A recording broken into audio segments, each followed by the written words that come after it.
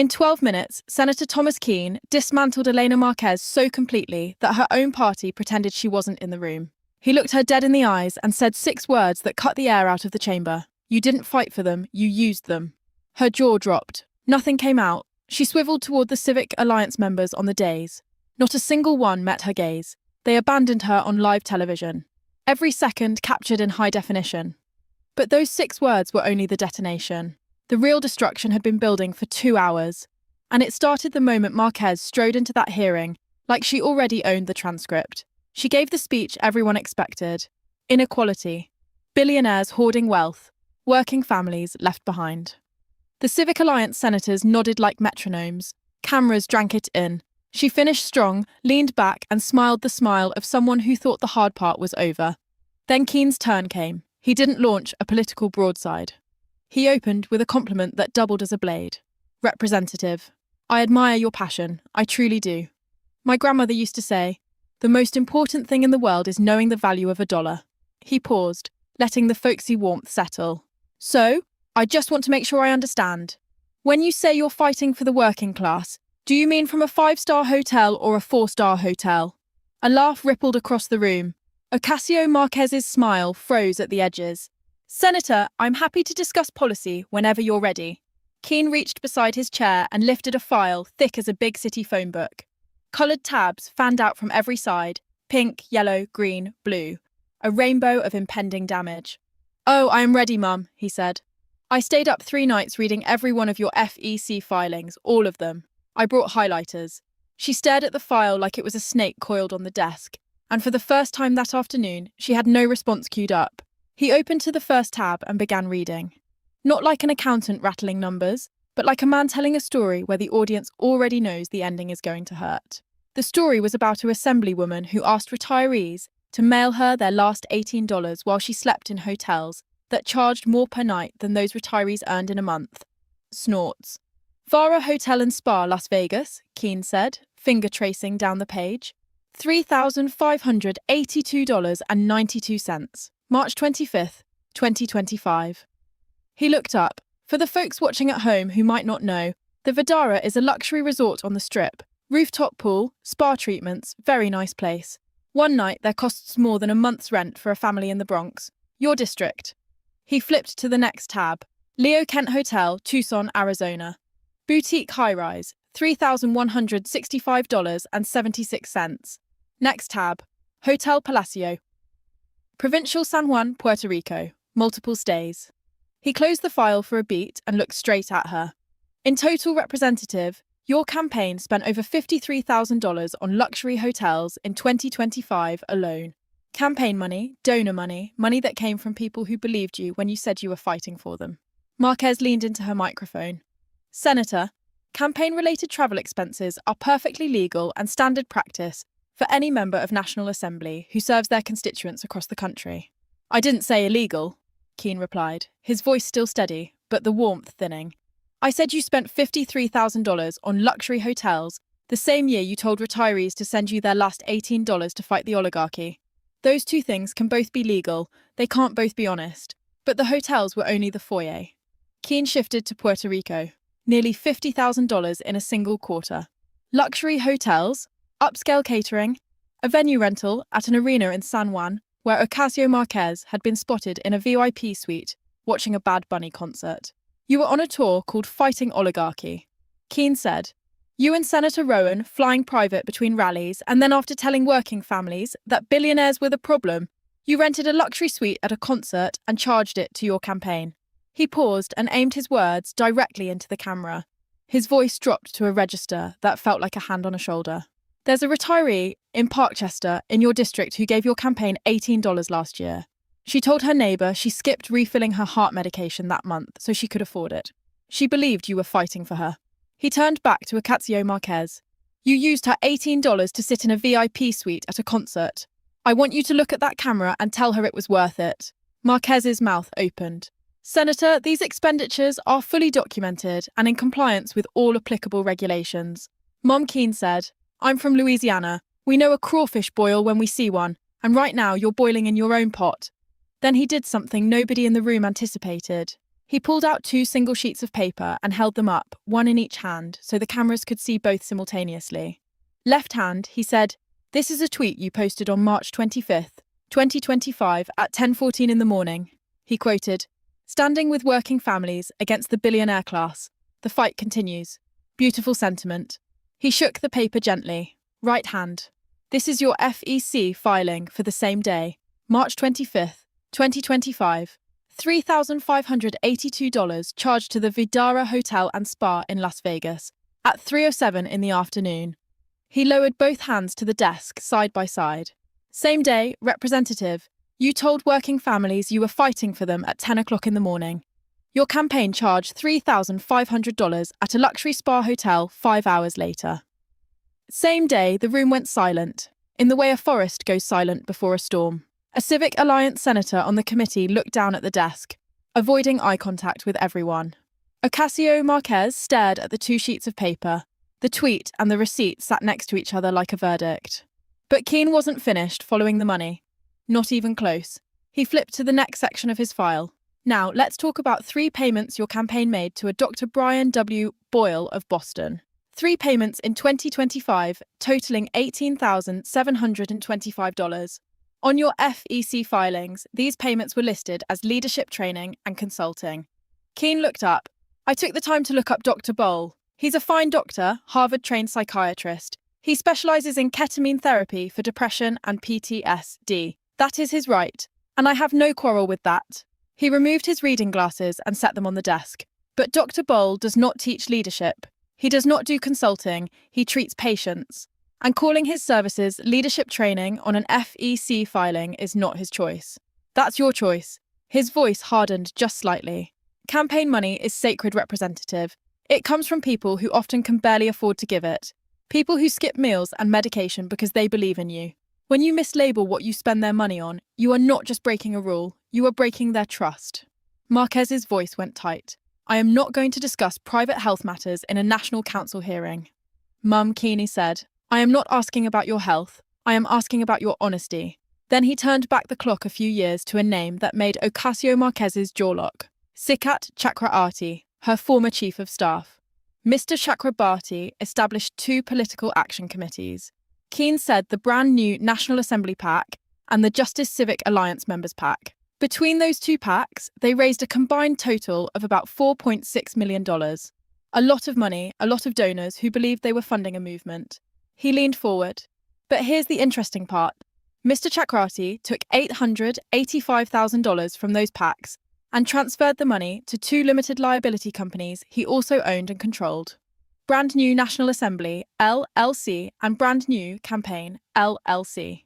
He paused. Now, the difference between a PAC and an LLC is simple. A PAC has to report where it spends its money. An LLC does not. So when you move nearly $1 million from a PAC to an LLC, you are moving it from a place where people can see it to a place where they cannot. Keane closed the file and looked at Ocasio-Marquez. "Your chief of staff took nearly $1 million in donations, moved it to companies he owned, and nobody knows where it all went. In Louisiana, we have a word for that." He paused. "Actually, we have several words, but my mama raised me better than to use them in a national council hearing." A long silence settled over the room. Then Keane continued. "The people who donated to your PAC thought they were funding a revolution. Representative, small donors, working people, teachers and bus drivers, and retired postal workers who gave $20 because they believed in your message. Turns out they were funding a shell company run by a millionaire from Silicon Valley, and their money disappeared into a place where no one could track it. But the money was only half the story. The other half was who ran.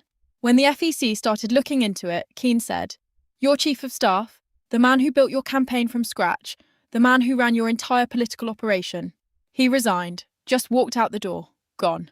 Marquez leaned into her microphone. "Senator, the FEC reviewed that complaint and dismissed it in 2022. That is a matter of public record. They closed the file. Keane said that is not the same as innocent, and you know it. That's the government deciding it doesn't have the resources to chase every case. There's a difference between not guilty and not caught, and you know the difference better than most." Then Keane reached for the one document that would silence her completely. He pulled a single printed page from the back of his file and held it up so the cameras could see the letterhead. Official Assembly Stationery addressed to House Leadership. This, Keane said, is a letter you wrote in 2019. I'm going to read from it because I think the Colombian people should hear these words. He slipped on his reading glasses. We must demand full transparency in all campaign finances. There must be zero tolerance for dark money in our democracy. Every dollar donated to a political campaign must be accounted for. And every politician who hides behind shell companies and loopholes should be held to the highest standard of accountability. He finished reading. He took off his glasses. That is a beautiful letter, Representative. I mean that sincerely. Whoever wrote those words understood exactly what is wrong with Meridian. He set the letter down gently. So what happened? The silence that followed wasn't the silence of a room waiting for an answer. It was the silence of a room that already had one. A Civic Alliance senator near the far end of the dais quietly pushed back his chair and stood up. He didn't say a word. He simply walked out. The door closed behind him with a soft click, and everyone in that hearing room understood what the exit meant. The people who were supposed to defend Ocasio-Marquez had already started calculating how far away from her they needed to be. Keane watched the senator leave. Then he turned back to Ocasio-Cortez, which brings us to another interesting pattern. Every time something goes wrong, it's always someone else's fault. The staffer, the consultant, conservative media. He shuffled his papers. Speaking of blaming other people, let's talk about a dress. September 13th, 2021. The Metropolitan Museum of Art, the Met Gala. Ocasio-Marquez tensed, her fingers curled around the edge of the table. Every conservative in Colombia knew the story, but she didn't know how Keane was going to tell it. That uncertainty was worse than the story itself. Keane didn't start with the dress. He started with the ticket.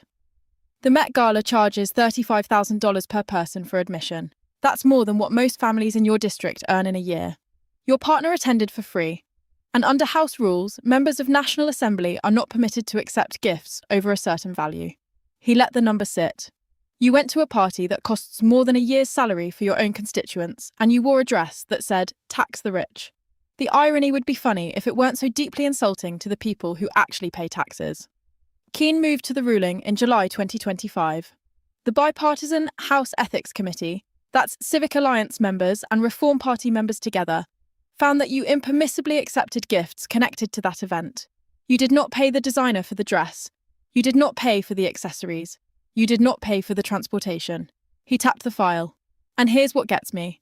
You didn't pay those bills until the Office of Assembly Ethics started investigating you. Not a day before, not a week before, after. Only after someone came asking questions. He shook his head slowly. When the cameras were on, you were tax the rich. When the bill came, you were I'll pay you later.